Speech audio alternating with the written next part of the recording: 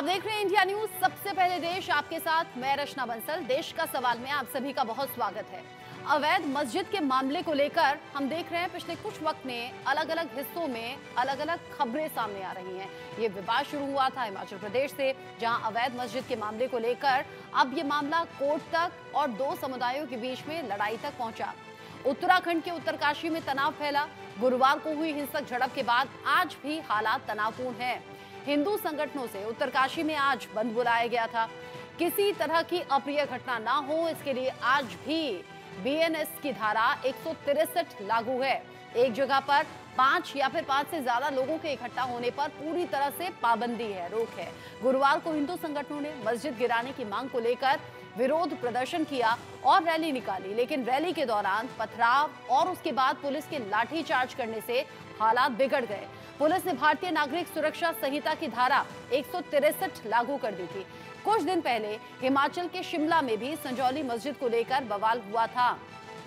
संजौली मस्जिद को अवैध बताते हुए इसे गिराने की मांग तक की गई थी। बवाल के बाद संजौली मस्जिद के अवैध निर्माण को गिराने का काम चल रहा है। संजौली की तरह हिमाचल के दूसरे शहरों में भी कई मस्जिद और मजार को लेकर उन्हें अवैध बताते हुए गिराने की मांग हुई थी और इसको लेकर बवाल अलग अलग तरीके से बढ़ा है।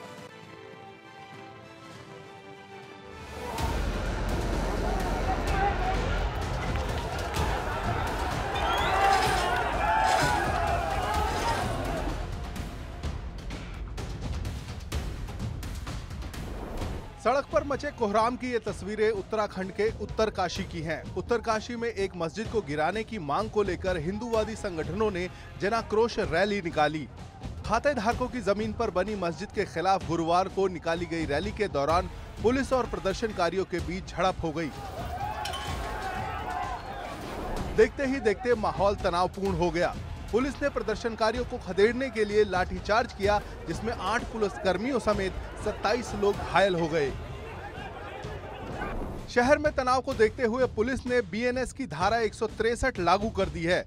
एक जगह पर 5 या 5 से ज्यादा लोगों के इकट्ठा होने पर प्रतिबंध लगा दिया गया है। कल उत्तरकाशी में संयुक्त सनातन धर्म रक्षक संघ द्वारा एक रैली का आयोजन किया गया था। इस रैली में उनको सशर्त परमिशन प्रशासन द्वारा दी गई थी। उसमें इनका रूट डिसाइडेड था, समय भी डिसाइडेड था। तो वो उस रूट से न जा करके दूसरे रूट से जाने के लिए बैरियर पर काफ़ी देर तक हुज्जत करते रहे। उसमें पुलिस वालों ने उनको बहुत पेशेंटली उनको रोका। कुछ उसी प्रदर्शनकारियों में से कुछ लोगों ने पत्थरबाजी शुरू कर दी, जिसपे फिर हल्का बल प्रयोग करके उनको वहाँ से तितर-बितर करना पड़ा। पूरे उत्तरकाशी जनपद में 163 बीएनएसएस की धारा लागू कर दी गई, यानी जो पहले आईपीसी की 144 हुआ करती थी। इसमें अब 5 से ज़्यादा लोगों का समूह एक जगह एकत्रित नहीं हो सकता, धरना प्रदर्शन नहीं कर सकता, जुलूस नहीं निकाल सकता। पूरी तरह से शांति व्यवस्था यहाँ उत्तरकाशी जनपद में कायम है और मैं जनता से अपील करता हूँ कि हमारी शांति व्यवस्था कायम रखने में हमारी मदद। इस घटना के दूसरे दिन भी उत्तरकाशी में माहौल तनावपूर्ण बना हुआ है। पुलिस के लाठीचार्ज के विरोध में शुक्रवार को हिंदू संगठनों ने बंद का ऐलान किया। सुबह से उत्तरकाशी में दुकानें बंद रहीं। पुलिस और प्रशासन हालात पर नजर बनाए हुए हैं। संवेदनशील इलाकों में सुरक्षा बलों की तैनाती की गई है। गुरुवार को जनाक्रोश रैली पर ऊपर से पथराव किया गया। रैली के दौरान कुछ लोग पुलिस को पथराव से बचाते नजर आए। पत्थर मार रहे, वो देखो वहाँ छिपे हुए पीछे, वो देखो वहाँ पीछे। अरे पीछे जाओ भैया पुलिस वालों, वो मार रहे पुलिस वाले ऊपर से। अरे पत्थर मार रहे, वो देखो वहाँ छिपे हुए पीछे, वो देखो वहाँ पीछे। हम तो शांतिपूर्वक से अपना धरना रैली कर रहे थे। वहाँ पे जो है बड़े दुख की बात है कि हमारे प्रशासन ने जो है हमारा राष्ट्रीय राजमार्ग बंद किया और इसका हमको बड़ा खेद है कि जो है हमारी बात रखने का उन्होंने हमको मौका नहीं दिया। हमको जो है कलेक्ट्रेट जाना था राष्ट्रीय राजमार्ग से, उनको जो है मस्जिद के लिए सुरक्षा करनी थी, तो वहीं पे वो आगे करते राष्ट्रीय राजमार्ग हमारे लिए छोड़ देते। तो ये हमारे लिए जो है दुर्भाग्यपूर्ण बात है कि हमको अपने स्वाभिमान का रक्षा करनी है, स्वाभिमान का हक चाहिए हमको। जो हमारा ये लव जिहाद, लैंड जिहाद, ये गौहत्या जिहाद, तो इसके लिए हम आए थे अपने नशा जिहाद, ये फोन जिहाद, तो कई प्रकार का जो ये है हमारे साथ हो रहा, तो हम इसके लिए हम अपने रैली में आए थे। रैली पर ऊपर से पथराव के बाद ही हालात बिगड़ गए थे और पुलिस को भीड़ को तितर-बितर करने के लिए लाठी चार्ज करना पड़ा। जिले में एग्जाम भी चल रहा था और चारधाम हमारी चली रही है, तो थोड़ा ये लोग इनका विलम्ब हुआ, कोई बात नहीं, विलम्ब होते रहता था। फिर ये लोग अपने रूट में आए और सिंगल चौक के पास हम लोगों ने बैरिकेडिंग लगा रखी थी, क्योंकि उस रूट से आगे इनको अनुमति नहीं थी, इनका रूट अलग था। तो बैरिकेडिंग में इन लोगों ने काफ़ी देर तक वहाँ नारेबाजी की और धरना प्रदर्शन भी किया। तो उसके बाद फिर कुछ समय के बाद फिर ये स्थिति है कि इनके बीच में कुछ लोगों ने पुलिस के ऊपर बोतलें फेंकी, फिर पत्थर भी उसमें पड़े और बैरिकेड तोड़ने का प्रयास किया। और इसी बीच फिर जब बैरिकेड तोड़ दिया गया तो पुलिस ने हल्का सा बल प्रयोग किया। दरअसल जिस मस्जिद को गिराने की मांग को लेकर लोग सड़कों पर उतरे, उस मस्जिद को लेकर जिला प्रशासन ने 21 अक्टूबर को एक रिपोर्ट जारी की थी। जिस जमीन पर मस्जिद बनी है वो जमीन खातेधारकों के नाम है। इससे पहले हिमाचल प्रदेश की राजधानी शिमला के संजौली में भी मस्जिद गिराने को लेकर बवाल हुआ था। मुगल काल में हजारों हिंदू मंदिरों को तोड़कर वहां मस्जिद, मजार और दरगाह बनाए गए थे। वाराणसी के ज्ञानवापी से लेकर मथुरा के श्री कृष्ण जन्मभूमि तक खुदाई में मंदिर होने के प्रमाण मिल चुके हैं। देश भर में ऐसी कई याचिकाएं हैं जो विवादित मस्जिदों को लेकर दायर हो रही हैं।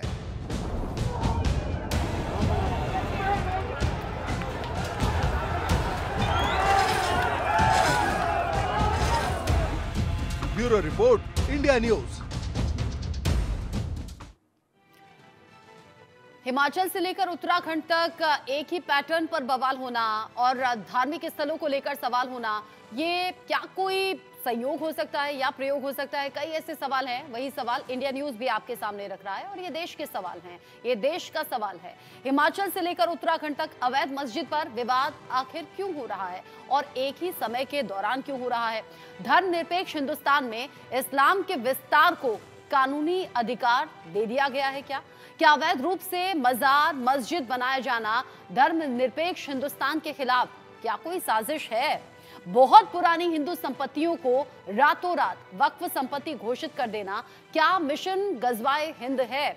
ऐसे कई सवाल इसलिए उठ रहे हैं क्योंकि आप देखेंगे अलग अलग इलीगल तरीके से कहीं भी मजार बन जाती है बिना किसी परमिशन के, और अब जब ये बन जाती है तो लोगों की धार्मिक आस्थाएं इससे जुड़ जाती हैं। इसी तरह कुछ मस्जिदों का निर्माण भी हो गया, और जब मस्जिदों का निर्माण सालों पहले हुआ और अब उन पर आपत्ति जाहिर की जा रही है तो इसे धर्म के चश्मे से देखा जा रहा है और ये कहा जा रहा है कि सांप्रदायिक सौहार्द बिगाड़ने की कोशिश है। लेकिन क्या वाकई ऐसा है या इसके पीछे कोई और संगठन है, कोई और लोग हैं जो काम कर रहे हैं? इस पर बात हम करेंगे। रत्नाकर सिंह जी है मेरे साथ में, बीजेपी के नेता हैं, स्वागत आपका। चंद्रमोहन शर्मा जी, कांग्रेस के प्रवक्ता, आपका भी स्वागत। डॉक्टर वसंत शिंदे मेरे साथ में हैं, सीनियर आर्कियोलॉजिस्ट, जो कि समझाएंगे इस तरह की पुरानी इमारतों को लेकर जो मिथ हैं वो क्या हैं और सच्चाई क्या है। डॉक्टर मोहित शुक्ला हिंदू धर्मगुरु के तौर पर जुड़े हुए हैं मेरे साथ में। सैयद नफीरुल इस्लाम मुस्लिम स्कॉलर मेरे साथ में जुड़े हुए हैं। आप सभी का स्वागत। रत्नाकर सिंह जी, सबसे पहले मैं आपसे सवाल इसलिए करना चाह रही हूँ क्योंकि जो एक ही पैटर्न पर इस तरह के बवाल या फिर खबरें निकलकर सामने आ रही हैं वो एक निश्चित समय के इर्द गिर्द क्यों आ रही हैं? पहले हिमाचल में संजौली, फिर बाकी जिलों से खबरें सामने आई, फिर उत्तराखंड से ऐसी खबरें सामने आई। क्या कोई स्पेशल लोग हैं, क्या कोई खास संगठन है जो इसके पीछे काम कर रहा है? देखिए, कोई स्पेशल संगठन या कोई स्पेशल लोग काम नहीं कर रहे हैं। ये हमारे हिंदू भाई हैं जो आज जागरूक हो चुके हैं और वह जागरूकता दिखा रहे हैं कि हमारे जो अवैध जगहों पे जो मस्जिदें बनाई गई, जो जगहों पे जो खाता धारकों की जगह हैं, उन जगहों पे जो अवैध मस्जिदें और मजारें बनाई जा रही हैं, उनके प्रति लोगों की जागरूकता आज साफ दिख रही है। और वो चाहते हैं कि इस तरह के जगहों पे जहाँ पे अवैध मस्जिद या मजार बनाई जा रही है, उनको तत्काल प्रभाव से हटाया जाए। और इसका सबसे बड़ा खामियाजा वहाँ के लोकल लोग होते हैं, उनको भुगतना पड़ता है। आपने देखा कि किस तरह से शिमला में जो उपद्रव हुआ था, उस शिमला में वहां पे जहाँ पे चाकूबाजी की घटना, आसपास छेड़खानी की घटना, हमारी माताएं बहनें जो है वहाँ सही तरीके से सलामत नहीं रह सकती है, छेड़खानी की घटनाओं का शिकार होना पड़ता है। तो ये सारी घटनाएं अगर कोई अवैध मस्जिद बनती है तो वहां पे बहुतायात मात्रा में जो एक विशेष समुदाय के लोग रहना शुरू कर देते हैं और इस तरह की घटनाएं होती है, जिससे कि वहां के रहवासी परेशान हो जाते हैं और इस तरह की आवाज उठाना शुरू करते हैं। और ये आवाज नहीं उठा सकते थे कांग्रेस के शासनकाल में, ये आवाज उठाई जा रही है भारतीय जनता पार्टी के शासनकाल में, क्योंकि लोगों के अधिकार का, उनके धर्म के अधिकार का। लेकिन हिमाचल में तो आवाज उठ गई। नहीं, बिल्कुल बिल्कुल ये जायज भी है आवाज उठना, लेकिन किसी भी